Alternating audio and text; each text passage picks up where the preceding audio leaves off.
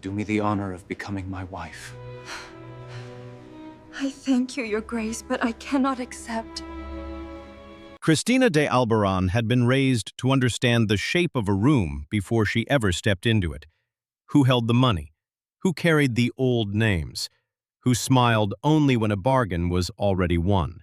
Who looked at a woman and saw a future wife, a useful alliance, a body dressed in silk, but never quite a mind? So when the Duke of Villalta crossed the governor's reception hall in New Orleans and stopped before her under the blaze of wax candles and military brass, Cristina already knew that every eye in the room had turned toward them. He did not kneel. A man like Alejandro de Villalta never would in public unless he intended the gesture to be remembered for years. But he bowed with that grave, dangerous elegance for which half the colony adored him and the other half mistrusted him.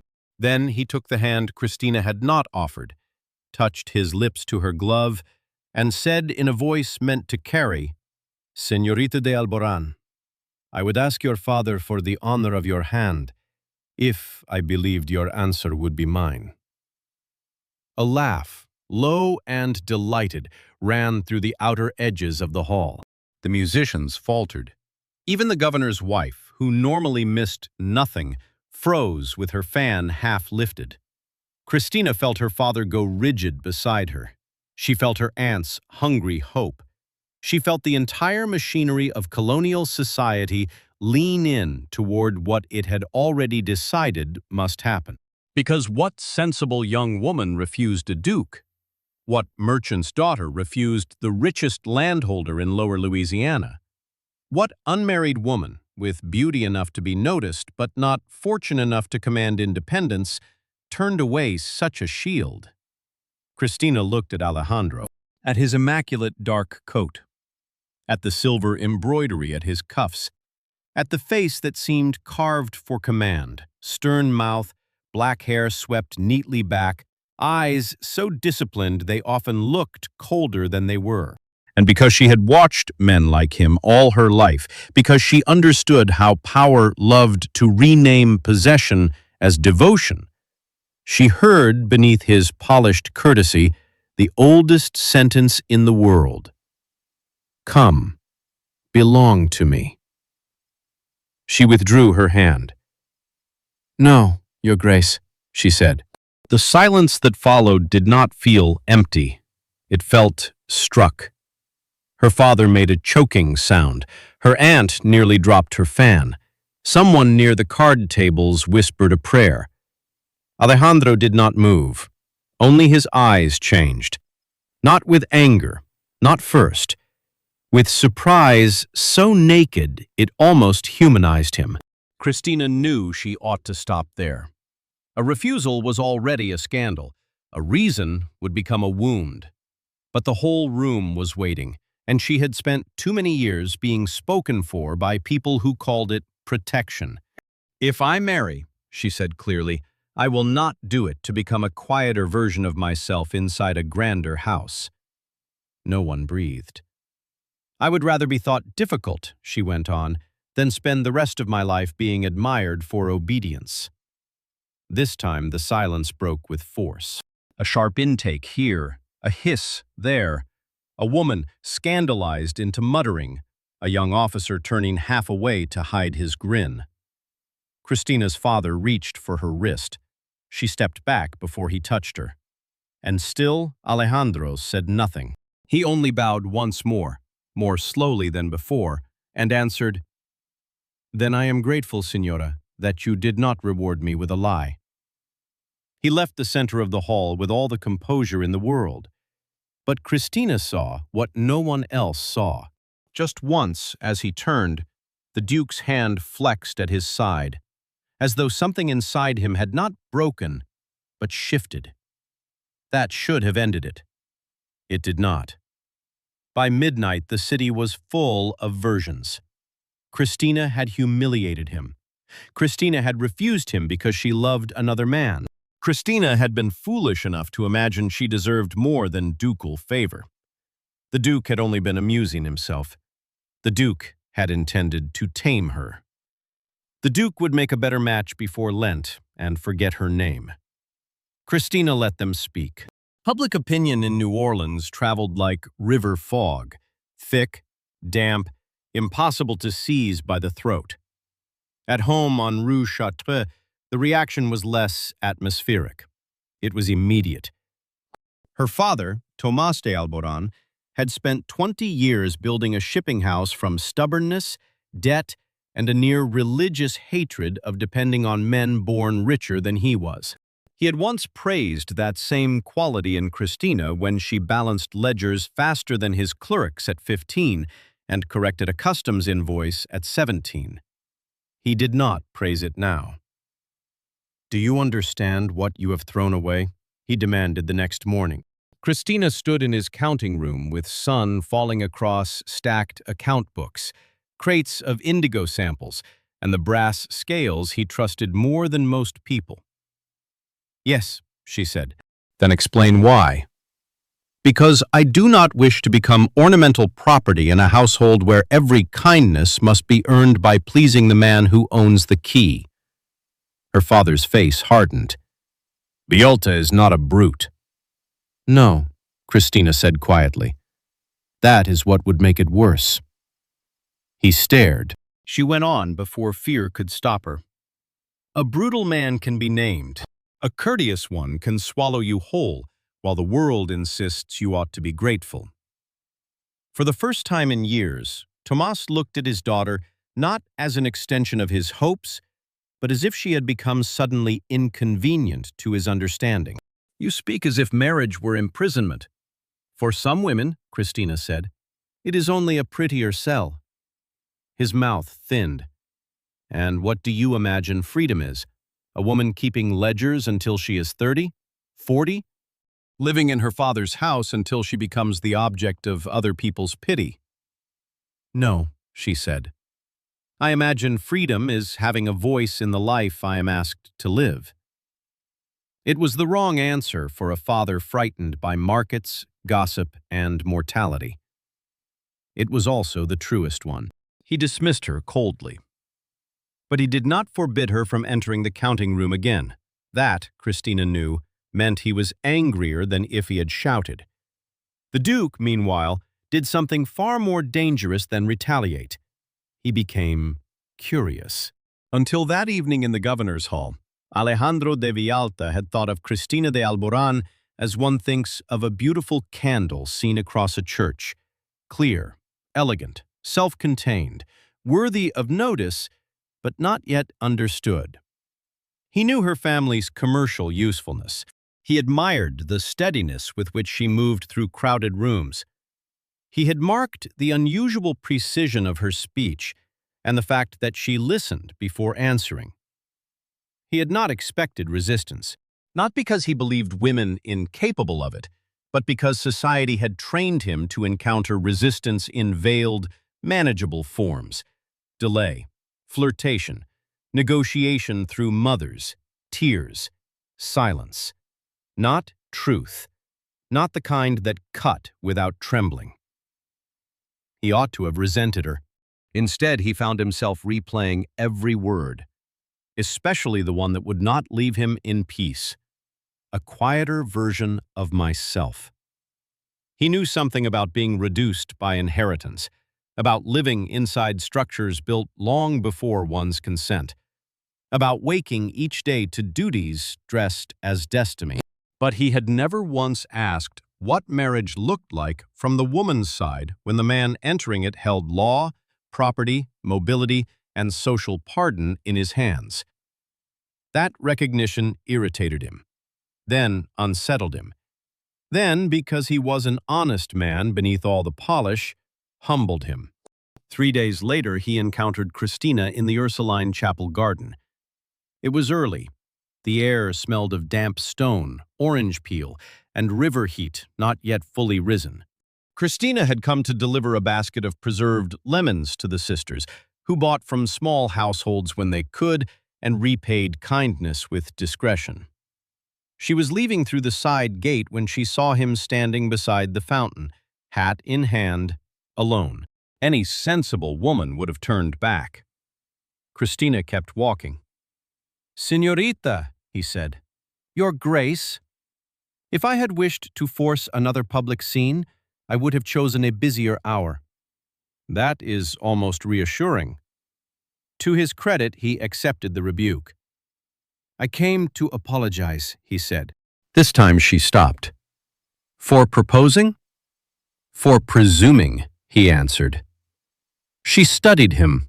The Duke was not a man who wore awkwardness well. He stood too straight inside it. Yet it was there, visible at the edges. "You presumed I would accept," she said. "Yes." "And why?" He could have lied. Chosen charm. Chosen injured dignity. Instead, he said, "Because I am accustomed to entering a room and finding the outcome already leaning in my favor." Cristina blinked once. That was closer to truth than she had expected. He continued, "I mistook admiration for permission. That error was mine." The fountain trickled between them. A bell sounded faintly from the chapel. Cristina should have left. The apology was sufficient. Remaining would suggest encouragement. But something in his face, something disciplined and newly wary, made departure feel too easy. "And if I had accepted?" she asked. His jaw shifted. "Then I suspect I would have believed myself fortunate." "That is not the same as saying I would have been." "No," he said, "it is not." She ought to have felt vindicated. Instead, she felt the oddest pulse of respect. Because he had not defended himself. He had widened the question. From that morning onward, their meetings multiplied, by accident or by the city's idea of accident. A warehouse inspection along the levee, where Alejandro arrived to review customs irregularities with the governor's trade secretary, just as Cristina was correcting a shipment register for her father. A charity supper at the convent, where both were trapped by rain beneath the same deep gallery. A funeral mass for an old Creole widow, after which the mourners spilled into the churchyard speaking in low clusters, while Cristina found herself beside the Duke, under a live oak streaming Spanish moss. Each time, Alejandro did something she had not expected men in his position to know how to do. He listened. Not theatrically, not as a tactic obvious enough to insult her. He listened the way a man studies a map that has finally revealed where he has been lost. He asked about shipping tariffs, about how fathers trained sons and not daughters, then wondered why daughters often understood risk better, about why women were taught sacrifice as virtue, but men were taught ambition as proof of worth, about whether she truly loved her father's business or only the competence it allowed her to feel. That last question angered her, so she answered honestly. "Both," she said. They were standing in the long arcade behind the Cabildo while thunder gathered over the river. "I love the work because it is exact," she told him. "A ledger does not flatter. A shipment either arrives or it does not. An invoice is wrong or it is right. There is peace in that. But I also love the competence, because too much of a woman's life depends on how well she can survive other people's decisions." Alejandro watched rain darken the flagstones beyond the arches. "And if your life were your own?" he asked. "For how long?" The question startled him into looking back at her. Cristina folded her hands. "Until marriage? Until widowhood? Until a brother inherits?"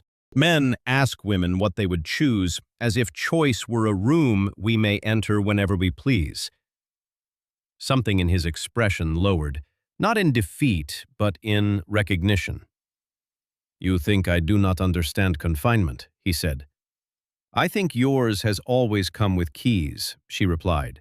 That should have offended him. Instead, he laughed, once, softly, without joy. "That may be the sharpest thing anyone has ever said to me." It was not meant as a compliment. "No," he said. "That is why I trust it."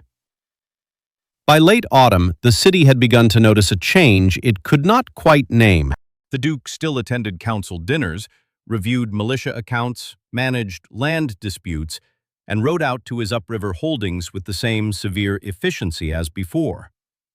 Cristina still kept her father's ledgers, visited the sisters, and appeared at public gatherings with measured composure. But when they occupied the same space, something in the air altered. Not scandal, not courtship exactly, attention. Mutual and dangerous because it had not been cheaply won. Unfortunately, New Orleans had no shortage of people eager to cheapen anything. Doña Inés Barragán, widow of a magistrate and mother of 2 ambitious daughters, began to speak of Cristina with that sugar-coated malice respectable women reserved for those they feared. "She is clever," Doña Inés said one evening over chocolate at Madame Fournier's salon. "One must grant her that. To refuse a great man so publicly, only to capture his curiosity afterward, it is a very modern strategy." Cristina heard of the comment before sunset. She pretended not to care. It stung anyway. She was not hunting him. That was the trouble. If she had been manipulative, the situation would have made simpler moral sense. But every meeting with Alejandro left her more, not less, certain that he was changing in ways neither of them had expected.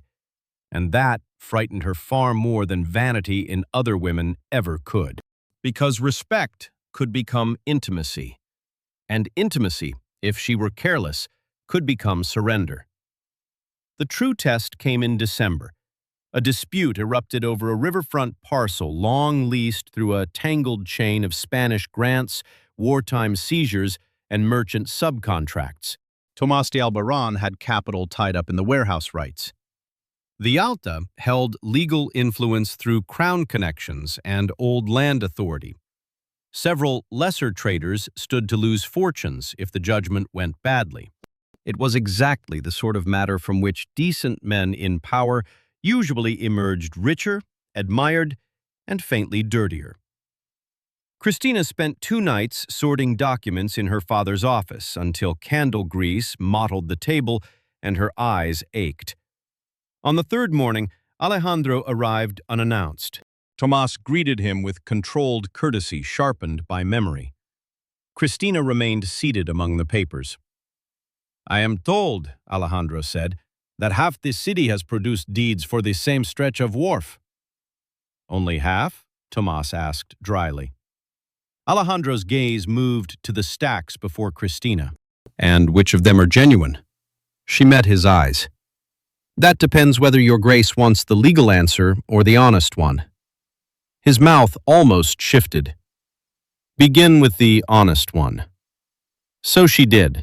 For 40 minutes, Cristina walked the Duke through forged signatures, altered margins, contradictory seals, and the quiet trick by which a clerk in Mobile had once copied a boundary mark incorrectly, allowing 3 powerful men to treat confusion as opportunity. She expected Alejandro to be impatient. Instead, he bent over each paper beside her, asking exact questions, following each thread where she led it. At one point, Tomás stepped away to receive a captain from the docks, leaving Cristina and Alejandro alone over the table.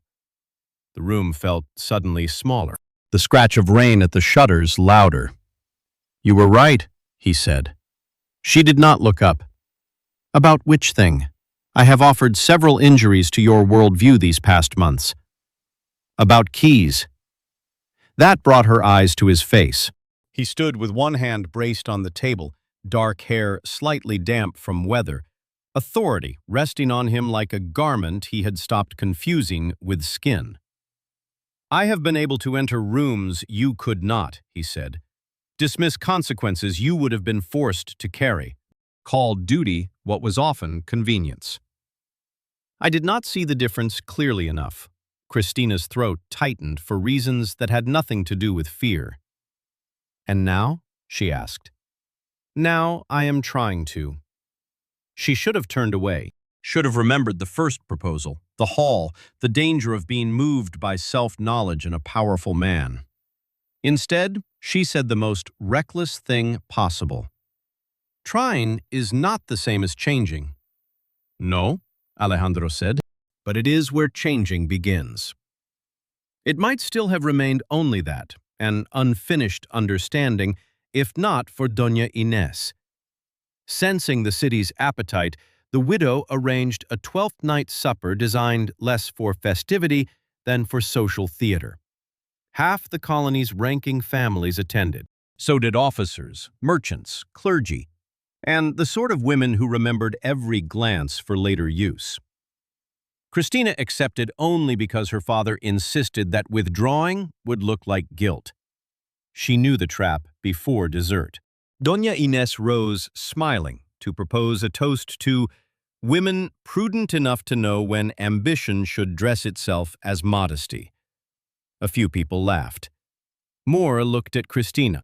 Then, one of the widow's daughters, with the bravery of the maliciously protected, asked whether Señorita de Alborán still intended to remain unmarried until the law itself granted wives equal power over their own property. The room went bright and still.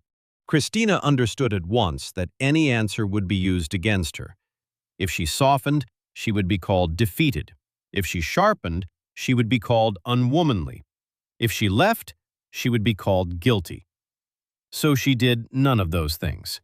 She set down her spoon and said, "I intend to remain unowned, Señora, whether I marry or not. The distinction matters."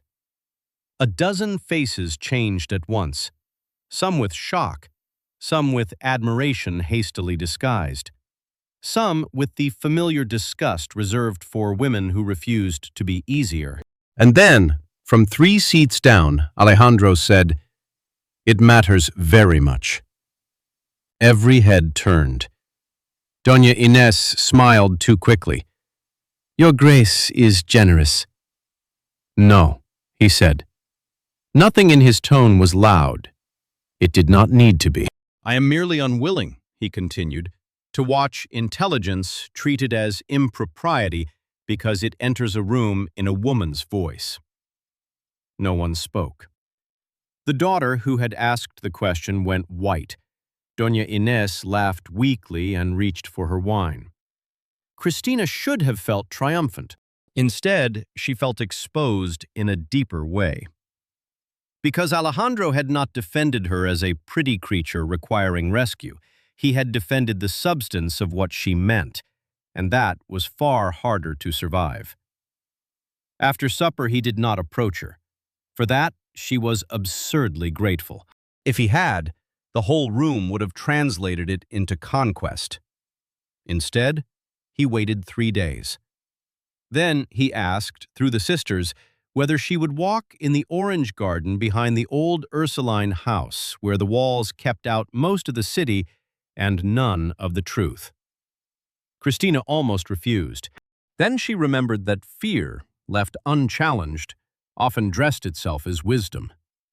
She sent back one word: yes. The garden held the pale hush of winter in the Gulf, cooler air, bare branches among the citrus, distant river sounds softened by masonry. Alejandro was already there when she arrived. No escort, no audience, no polished strategy she could see. He looked like a man who had spent several nights arguing with himself and lost sleep to all the honest points. "I asked you here," he said, "because I will not make the same mistake twice." Cristina stopped beneath an orange tree. "Meaning?" "Meaning I will not presume that admiration gives me a claim, or that desire can be called devotion before it proves itself fit to remain in the same room as your freedom." The words moved through her like heat and warning at once. He drew a breath. "I wanted you when I first asked for you," he said. "That was true, but I wanted you as a man educated by power wants what he has decided would complete the shape of his life. I did not ask enough what the asking cost you." Cristina said nothing. She did not trust silence less than speech. He went on. "Since then, I have discovered that I admire you more each time you disagree with me. that I leave our conversations ashamed of what I had not noticed, then grateful that you forced me to notice it.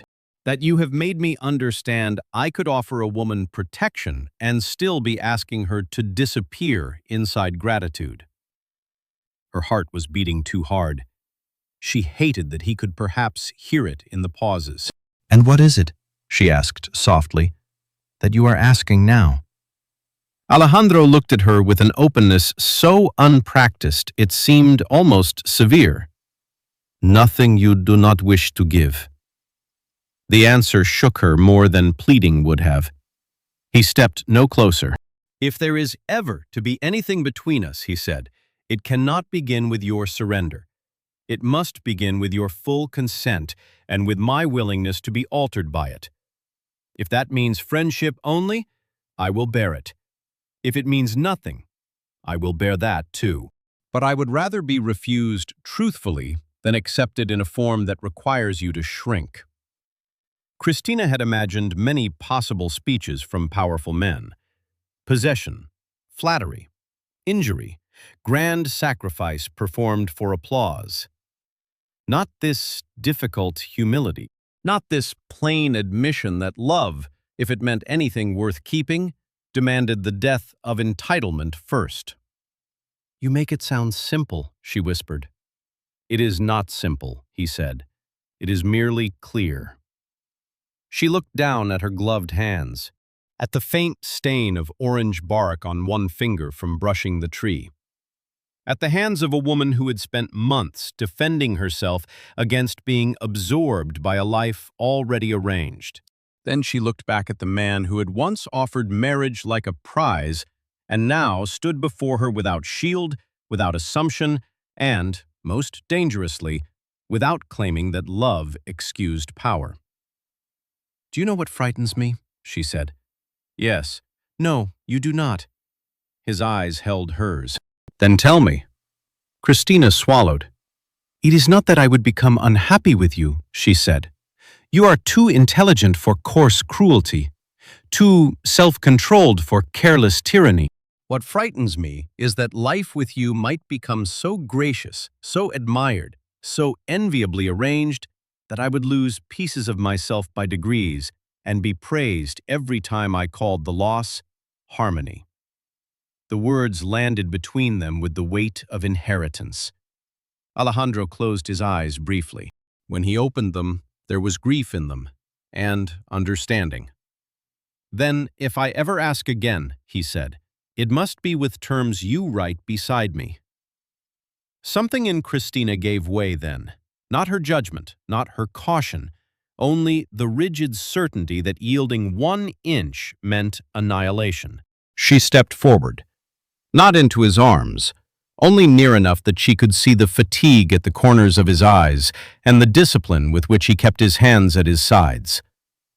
"And if I wished," she asked, "to begin not with marriage, but with honesty?" His voice dropped.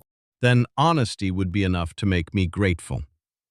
So she told him things she had not meant ever to say aloud, that she had been drawn to him long before she trusted him, that his first proposal had infuriated her, not only because it presumed, but because part of her had wanted to say yes and hated herself for it, that she did not know whether love could survive the imbalance of their world, that she did know she could not bear being cherished at the cost of being managed.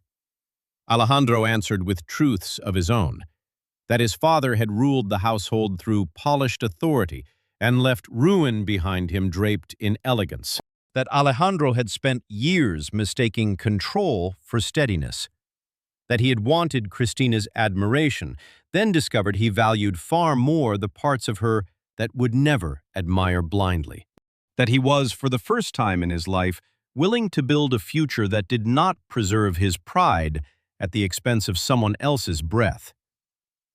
When he finally touched her, it was only to lift her hand and press his mouth lightly to her knuckles. A question, not a claim. Cristina let him. Then, because some beginnings deserved witness only from the truth that made them possible, she touched his face with her free hand. He shut his eyes, as though the gentleness cost him more than hunger ever had. They did not kiss in the garden. That restraint mattered. The moment was not smaller for it. It was larger, because for the first time, neither of them was taking refuge in fantasy. They were choosing the harder thing, a bond that would have to be built in daylight. The weeks that followed proved whether daylight could hold. Alejandro came to the de Alboran house openly, never alone at first, always with the exact decorum that made gossip hungry and powerless. He consulted Tomas on trade petitions.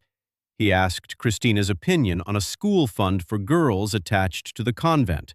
He altered the management structure of 2 Villalta warehouses so widows leasing storage space could sign agreements without male intermediaries charging fees merely to witness what women already understood. Some called it vanity, some innovation. Cristina recognized it as evidence, not perfection. Evidence. The conduct of a man testing whether love could become action instead of performance. Tomas resisted longest, not because he disliked the Duke, quite the contrary, because he did, and liking powerful men had cost him clarity before. One evening, after Alejandro had gone, he found Cristina in the counting room checking manifests by lamplight. "You still mean to work after marriage," he said.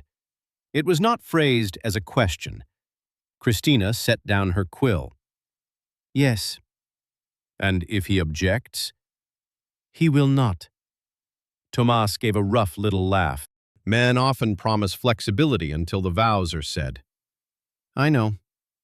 He studied his daughter for a long moment, then, with visible effort, said the one sentence she had once believed she would never hear from him.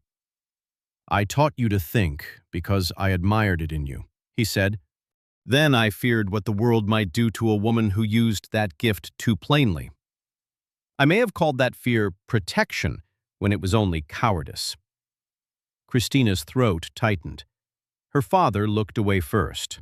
"If you marry him," he said, "do not become smaller to reassure me." She stood and crossed the room before either of them could retreat into pride. When she embraced him, he held her awkwardly, like a man relearning tenderness in a language he should have spoken better all along. Alejandro asked again in spring. Not in a ballroom, not before the governor, not with witnesses arranged like furniture around his certainty. He asked in the courtyard behind the convent school, after Cristina had spent the morning reviewing supply lists with the sisters and arguing, gently but successfully, that girls learning figures would not bring down civilization. The jacaranda above them had begun to flower.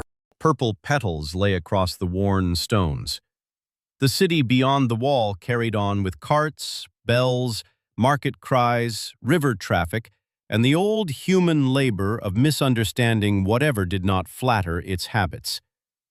Alejandro stood before her without gloves, without audience, without command. "I love you," he said. It has become impossible to speak of this in lesser words. I love your mind, which has cost me some of my pride and likely saved the rest of my soul. I love the way you refuse false peace. I love that you have taught me not to mistake being obeyed for being known. I cannot promise a world free of power. We do not live in such a world, but I can promise that if you choose me, you will not enter my life as an ornament to it. You will enter as yourself, and I will spend the rest of mine proving I understood the distinction." Cristina felt laughter and tears rise together, those two old enemies that sometimes arrived holding hands. "And if I disagree with you often?" she asked. "I hope you will," he said at once. "And if society finds me difficult?" "It already does." "And if I insist on keeping work, voice, and keys of my own? Then I will count it among the reasons I thank God for your answer, if your answer is yes." She let him wait, only long enough to honor what waiting had taught them both. Then Cristina de Alboran, who had once refused a duke before half the colony because she would not trade herself for security, placed her hand in his and said, "Yes, but not because I have been overcome." His mouth, for the first time, broke fully into joy. "No? No," she said, "because I have been met." He bent his head then, not to conquer, not to display, but to kiss her with the reverence due to an answer freely given. The city, naturally, was disappointed by the lack of ruin. It had expected Cristina to be punished for defiance, or else flattered into surrender. Instead, it was forced to watch something less convenient. A woman refuse power and thereby compel power to become more human before she would touch it. They married in the chapel of the Ursulines, in a ceremony elegant enough to satisfy society and quiet enough to protect what mattered. Cristina kept a formal role in both her father's shipping ledgers and the Duke's charitable schools. Marriage settlements were rewritten at her insistence and signed without protest at his. Servants in the Villalta household quickly learned that the new Duchess asked names before orders and preferred explanations to fear. Alejandro discovered, with increasing amusement, that his home felt less orderly and more alive once another will moved through it openly. They argued. Of course they argued. About trade risks, about girls' education, about whether old family obligations should always outrank new moral clarity, about how to spend money without becoming identical to the men who hoarded it in God's name. But no argument required Cristina to vanish. That, in the end, was the true luxury. Years later, when younger women asked how she had managed to refuse a duke and still marry him, Cristina sometimes smiled and answered, "By refusing him first." It was not entirely a jest, because love had not begun when he chose her. It began when he learned she was not a prize to be chosen. And she, in turn, learned that equality in an unequal world was never handed down by title, fortune, or charm. It had to be made, word by word, boundary by boundary, promise by promise, until even power understood it could not call itself love while asking a woman to become less. That was the lesson New Orleans remembered long after the gowns had yellowed, the musicians had died, and the gossip had found younger prey. Not that a duke married a difficult woman, but that a difficult woman taught a duke the dignity of meeting her as an equal, and he loved her enough to learn.